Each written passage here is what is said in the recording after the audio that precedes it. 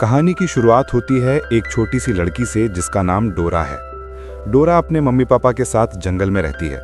उनके माँ बाप दोनों आर्कियोलॉजिस्ट हैं, पुरानी सभ्यताओं और खोई हुई जगहों का अध्ययन करने वाले। उनका एक बड़ा सपना होता है, परापाटा, जिसे लोग the lost city of gold कहते हैं। ये वही जगह है जिसके बारे में कहानियां सदियों से चली आती हैं, जहां पुरानी सभ्यता के अवशेष छुपे हुए हैं। डोरा का बचपन इसी जंगल में बीतता है। उसकी रोजमर्रा की जिंदगी पेड़ों, नदियों और पत्थरों के बीच गुजरती है। उसका सबसे करीबी साथी एक चुलबुला बंदर है जिसका नाम बूट्स है। कभी कभी उसके साथ उसका कजिन डिएगो भी होता है। दोनों बचपन में एक दूसरे के साथ बड़े हुए होते हैं। जंगल उनकी दुनिया और उसके नियम उनकी पहचान। डोरा के माँ बाप अपने काम में व्यस्त रहते हैं, मैप्स देखना, पुरानी लकीरों का एनालिसिस करना और हर रात कैंप फायर्स में परापाटा के क्लूज पर चर्चा करना। डोरा इन सब का हिस्सा है। छोटी उम्र से ही उसने अपने माँ बाप के नोटबुक्स देखे हैं, उनके नक्शों को समझा है और जंगल के निशानों को पढ़ना सीखा है। उसके लिए ये सब खेल नहीं, पर एक तरह का ज्ञान और जिम्मेदारी भी है। फिर एक पल आता है जब डोरा की फैमिली को एक फैसला करना पड़ता है। डिएगो को पढ़ाई के लिए शहर भेजा जाता है। यह फैसला प्रैक्टिकल है। शहर में पढ़ाई के मौके ज्यादा हैं, लेकिन डोरा के लिए यानी एक छोटी सी दुनिया टूट जाती है। डिएगो का अलविदा सीधा सा होता है। उन्हें समझाकर भेजा जाता है, पर उस जुदाई का असर डोरा के ऊपर गहरा पड़ता है। वक्त बीता और 10 साल गुजर गए। डोरा अब जवान हो चुकी है। उसकी सोच, उसकी जिम्मेदारी बढ़ गई है, पर जंगल से उसका लगाव वैसे ही बना हुआ है। उसके माँ बाप परापाटा के और करीब पहुंच चुके होते हैं। उन्होंने पुराने नक्शों को क्रॉस वेरीफाई किया है और उनके पास कुछ ऐसे निशान आ गए हैं जो परापाटा की स्थिति की तरफ इशारा करते हैं। इसी वजह से उनका ख्याल होता है कि अब डोरा को भी शहर जाकर पढ़ाई कर लेनी चाहिए, ताकि वो दुनिया को समझ सके और उनका काम फ्यूचर में आगे बढ़ा सके। पहले डोरा पर इस पर मना करती है। जंगल उसके लिए घर है, वो वहां पहचान रखती है। लेकिन माँ बाप की बात मजबूत होती है और डोरा समझ जाती है कि कुछ जिम्मेदारियों को निभाना जरूरी है। आखिरकार वो बूट्स को कुछ समय के लिए छोड़कर शहर निकल पड़ती है, डिएगो के पास, जहां उसे नई जिंदगी शुरू करनी है। शहर डोरा के लिए अजनबी रहा। उसकी आदतें, उसका चलना फिरना, लोगों से बात करने का अंदाज सब अलग है। डिएगो को देखकर डोरा को गर्व और थोड़ी उदासी दोनों होती हैं। डिएगो बदल गया है, उसने शहर की जिंदगी अपना ली है। अगली सुबह डिएगो डोरा को स्कूल ले जाता है और वहीं डोरा एक नए परिवार में दिखाई देती है।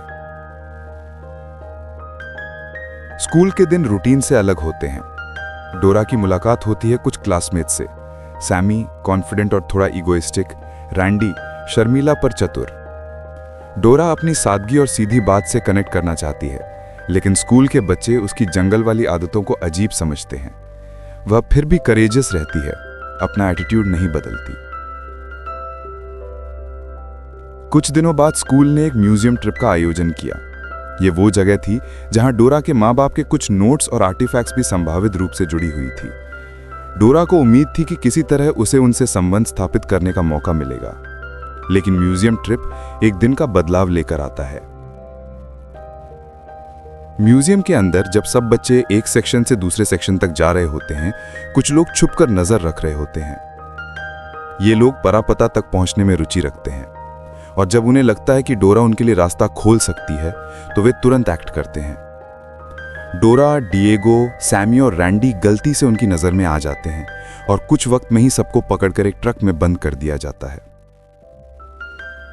ट्रक के अंदर हालत खराब होती है। बच्चे घबरा जाते हैं। किडनैपर्स का इरादा साफ है। वो सोच रहे हैं कि डोरा के माँ बाप ने परापता का रास्ता ढूंढ लिया है और अब डोरा के जरिए उन तक पहुंचना है। इस सोच के साथ वे ट्रक चला देते हैं जंगल की तरफ। रास्ते में टेंशन बढ़ती है, पर फिर एक आदमी उनके सामने आता है जो अपने आप को डोरा के माँ बाप का दोस्त बताता है। उसका नाम अलेखांद्रो होता है। अलेखांद्रो के बोलने का अंदाज विश्वास जगाता है। वो कहता है कि उसके पास उनके माँ बाप की सुरक्षा की जानकारी है और वो उन्हें बचाने आया है। डोरा और उसके दोस्तों को अलेखांद्रो पे भरोसा हो जाता है। वो सब उसके साथ जंगल की ओर बढ़ते हैं, लेकिन इस भरोसे में एक खामी होती है जिसे सदैव अनजाना ही रखा गया था। अलेखांद्रो का असली मुकम्मल चेहरा बाद में सामने आएगा। जंगल का सफर कठिन होता है। डोरा को हर मोड़ पर अपनी समझ और अनुभव का इस्तेमाल करना पड़ता है। उसे पता होता है कौन से पौधे खाने लायक हैं, कौन से जहरीली, कहाँ पानी मिलेगा, कहाँ छुपना सुरक्षित है। उसके साथ चल रहे बच्चे इस अनुभव से पहले कभी गुजरे नहीं चुके होते। वे सीखते हैं, डरें, पर आगे बढ़ते हैं। रास्ते में कई बार मुश्किलें आईं। एक बार तो उनके पैर एक क्विकसैंड के किनारे फंस गए। डोरा ने ठंडी सोच से सबको संभाला। वो सबको एक साथ बंद कर धीरे से तरीके से वहां से बाहर निकाली। दूसरी बार एक पुराना पुल जिसके तार कमजोर थे उनके ऊपर टूटने ही वाला होता है। डोरा ने सबको एक सुरक्षित पथ दिखाया और वक्त पर डिसाइड करके सबको वहां से निकाला। छोटे छोटे इन डिसीजंस ने सबका भरोसा डोरा पर मजबूत कर दिया। इस सफर के दौरान डिएगो और डोरा की पुरानी बॉन्डिंग वापस आने लगती है। वे बचपन के समय की बातें याद करते हैं। एक छोटा सा पल उन्हें एक दूसरे से जुड़ा हुआ महसूस कराता है। रैंडी और सैमी भी अब डोरा के प्रति आदर दिखाने लगते हैं। उनका डिफिडेंस कम हो जाता है। आखिरकार जब वे डोरा के माँ बाप के कैंप तक पहुंचते हैं तो शुरुआती खुशी के पल सिर्फ कुछ पल के लिए होते हैं। अलेखांद्रो का असली चेहरा वहां प्रकट होता है। जो आदमी बचपन से दिख रहा था कि वो मददगार है, वो वही होता है जो किडनैपिंग के नेटवर्क का नेतृत्व करता है। अलेखांद्रो ने डोरा के माँ बाप को बंदी किए हुए था। उनके हाथ रस्सी से जोड़े हुए थे।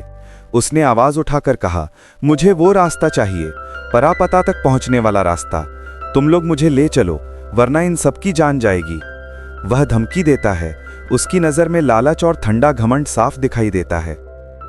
डोरा के माँ बाप के पास जिंदगी बचाने के लिए कोई रास्ता नहीं बचता। मजबूरन उन्हें कुछ निशान दिखाने पड़ते हैं जिससे अलेखांद्रो को परापता का रास्ता पता चल सके। अलेखांद्रो अपने लोगों को तैयार करता है और सबको परापता की तरफ ले चल पड़ता है। लेकिन जब किडनैपिंग के साथ चल रहे कासद डोरा को ले जा रहे होते हैं तो एक छोटा सा पल आता है जो कहानी का मोड़ बदल देता है। बूट्स वापस आ जाता है।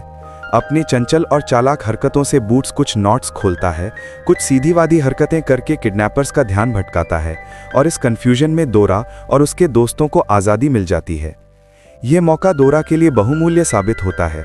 वह तुरंत सबको एकत्रित करती है और फैसला लेती है कि अब उनका प्राथमिक लक्ष्य परापता तक पहले पहुंचना है, ताकि अलेखांद्रो उनसे पहले वहां ना पहुंच सके और अपने लालच में उन सबको नष्ट ना कर दे। अपने माँ बाप के नोट्स और पुराने मार्कर्स और जंगल के निशान फॉलो करती है। हर एक क्लू उसको एक कदम आगे ले जाता है। वे छोटे गुप्त रास्ते, सुरंगों और पुराने मैप के हिसाब से आगे बढ़ते हैं। ये सफ़र सिर्फ भौतिक मुश्किलों का नहीं, बल्कि दिमागी पहेलियों का भी होता है। हर जगह सुरक्षा प्रणाली, छुपाए हुए मैकेनिज्म और पुरानी चीज़ों से भरे हुए होते हैं। अंत में कई दिनों के सफ़र के बाद वे एक बड़े पत्थर वाले दरवाजे के सामने पहुंचते हैं। ये दरवाज़ा प्राचीन कला से बना हुआ था। उस पे लिखावटी निशान और सिंबल्स थे जो बताते थे कि इस दरवाजे को खोलना आसान नहीं। डोरा और उसके माँ बाप की टीम मिलकर प्रैक्टिकल तरीके से पहेलियां सुलझाती हैं, एक एक मैकेनिज्म को समझकर सहज और धैर्य से। दरवाज़ा जब खुलता है तो जो नज़ारा सामने आता है उसे लफ्ज़ों में बयान करना मुश्किल होता है। सामने एक ऐसा नगर होता है जहां प्राचीन मूर्तियां, मंदिर और सोना जैसे नक्श उसकी छवि को उभारते हैं। ये परापता है, वहीं जिसके बारे में कहानियां सदियों से चली आ रही थीं। पर खुशी ज्यादा देर तक नहीं टिकती। अलेक्जेंड्रो और उसके साथी पीछे पीछे पहुंच जाते हैं।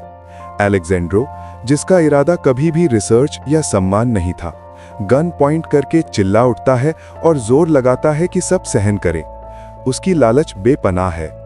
वो तुरंत उस आइडल को उठाने की कोशिश करता है जिसे रखते ही कोई प्राचीन मैकेनिज्म एक्टिवेट हो सकता है। जैसे ही अलेक्जेंड्रो दरवाजा खोलने और आइडल को निकाले जाने की कोशिश करता है, पुरापता की सुरक्षा प्रणाली जागृत हो जाती है। पुराने पत्थर हिलते हैं, जमीन में धड़के पड़ते हैं और कुछ ट्रैप डोर्स एक्टिवेट हो जाते हैं। अलेक्जेंड्रो की लालच उसके अपने लिए मुसीबत बन जाती है। एक बड़ा ट्रैप चालू हो जाता है और अलेक्जेंड्रो खुद उसे अपना शिकार बन जाता है। उसके लोगों में से कुछ गिर पड़ते हैं जिनको चोट लगती है। हालात और भी भयानक हो जाती है। इसी दौरान पुरापता के असली रखवाले बाहर निकलते हैं, लोग जो पिछले कई नस्लों से इस थल की रक्षा करते आए हैं। उनके नजरिए से ये लोग आउटसाइडर्स हैं और उनका पहला प्रतिक्रिया कठोर होता है। इन रखवालों के लिए पुरापता का दरवाजा बिना किसी शर्त के नहीं खोला जा सकता। उनका क्रोध समझना जरूरी है।